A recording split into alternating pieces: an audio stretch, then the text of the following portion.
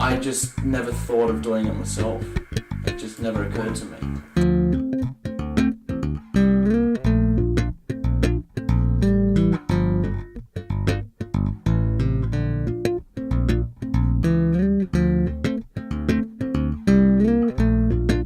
When I started busking, I had just finished a music degree, funnily enough, and I quickly realized that a music degree is not worth much in this world anymore. You know, there's not many jobs you can get with that degree, and I needed money, and I had a guitar, and I could, so I did.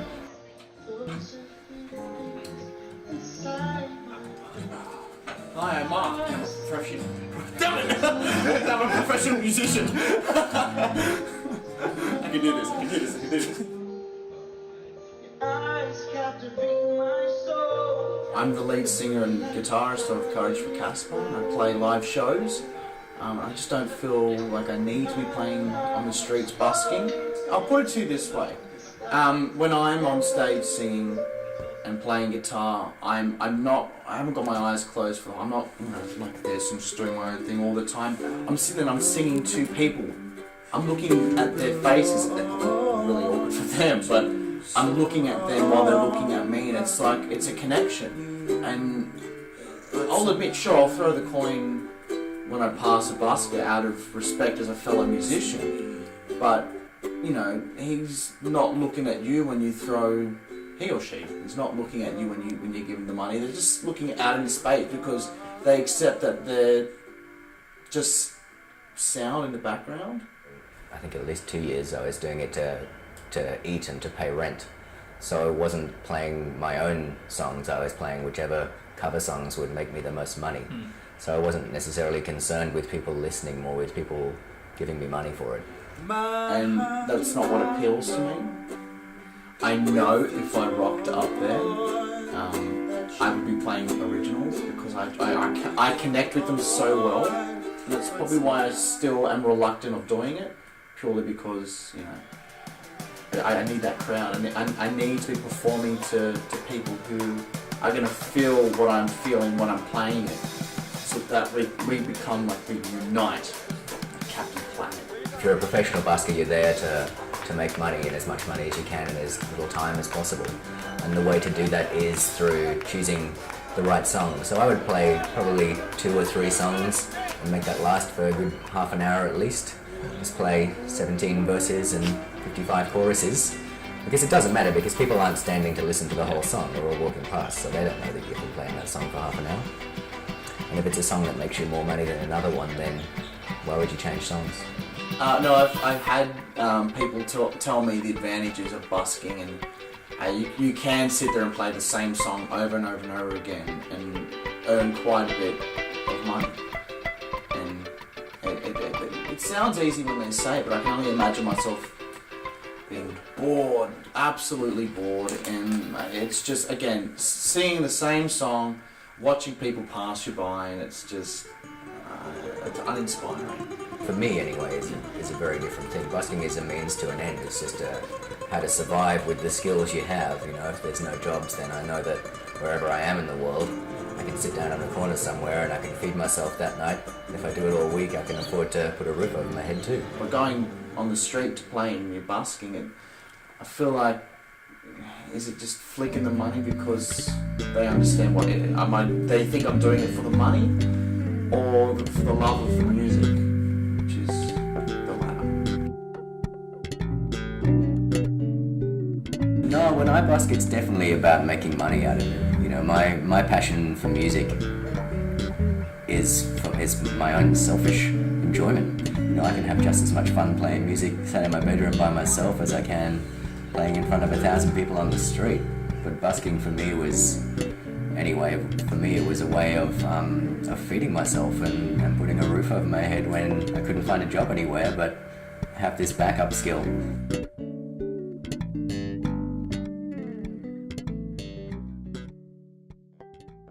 Look, I'd suggest it for anybody who has, who enjoys playing music and can play music and wants to make some quick cash.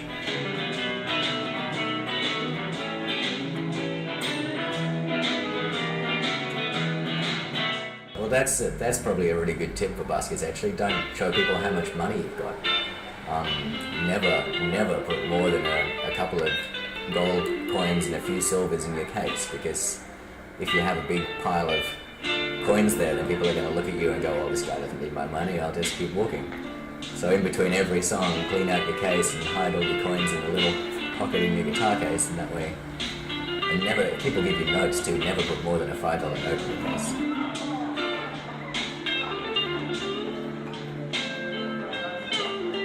Because why would I give money to a guy that's already got money? I'll just keep walking. I guess for someone in their young teens, I would probably not recommend going and hanging out in the city by yourself with a case full of coins. But I mean, that said, I've never felt threatened. I've never had anyone approach me and steal money, but then again, I'm 6'2", so not thieves, but plenty of crazies. I don't know whether that was just that the particular area I was busking in, or if the fact that people seem to like to approach buskers. It tends to be the more outgoing crazies that'll be happy to come and do that. I feel like I can handle it. I mean, I work in retail, so I deal with it every day. And you can get your crazy or two when you get off stage at a normal gig. But most people will come and have a conversation with you and treat you like a human being and just have something nice to say. I guess etiquette is to leave. I mean, especially in high pedestrian areas where the buskers tend to gather, I guess the etiquette is to leave enough of a space so that your music is not drowning out the next person's music, and so that the general public have a little bit of time to recover between buskers so they can start to feel generous again. But whether everybody follows that or not is a very different thing. I mean, we're all generally out there because we're hungry and we're trying to make money, so it's very competitive at the same time. But I think most people enjoy having the buskers there. It makes a long and boring walk that little bit more interesting. Yeah, no, I appreciate buskers as long as they're actually playing music. Like if someone's there, just doing open strings, playing on a guitar, no idea, but kind of exploiting the idea of music. I understand why they're doing it, but I don't always part my money if that's the case. One of the things with busking is you need to present as, I guess, clean, but not rich. But you don't want to seem like you're a beggar. A lot of people confuse busking and begging. It's not, most buskers are not busking because they have no other option. It's because they're looking for easy money without having a boss. So the way I found to do it was to present as being clean, but not, I didn't want to appear rich, so I purposefully play with one of my cheaper looking guitars and the most expensive one I own. I would sit on an upturned milk crate rather than bringing out a fancy seat with me. I'd make sure the case that I brought my guitar in was a really tatty old one with ripped leather on it and that looked really beat up. Because I guess to a certain degree you want to tug on people's heartstrings and make them happy to give you money because they can see that here's someone who clearly needs it.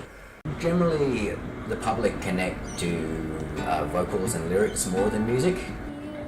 My friend Shanti, who I started busking with, after she got into it for a few months, she could easily take $100, $150 home in an hour. So I find, especially from talking to other buskers too, I find the people that make the most money are the ones who are talented singers and can play an instrument too, but who can sing a great song that the public love, because that's the one that people are going to reach into their pockets for. But you can never really busk for more than 3 or 4 hours in a day. Well, I could anyway, because you're singing the entire time. I don't think anyone's ever been to a concert where a singer sings for more than 4 hours. It'll be a long concert. You can have a pretty sore throat the next day, when you will still be hungry again and will need to make some more money then too. That was one of the beautiful things about busking, was there's no boss, there's no on time, there's no one's watching you. You do what you want to do when you want to do it, and survive from it. I didn't even think about it. There was obviously going to be a bit of self-doubt. The classic, I don't know if I'm good enough, I'm ready for that kind of stuff. I guess if you're interested in starting busking, then you should just go do it, because that's the only way you get any good at it, and there's no one who will teach you how to busk. I have now. I have considered it. I still haven't done it yet, but I'm in that element where I can go on the street and give it a go, and I'm prepared to do it. I've already started thinking about places where I'd go, but it's growing. The thought's growing on me. I haven't done anything as of yet.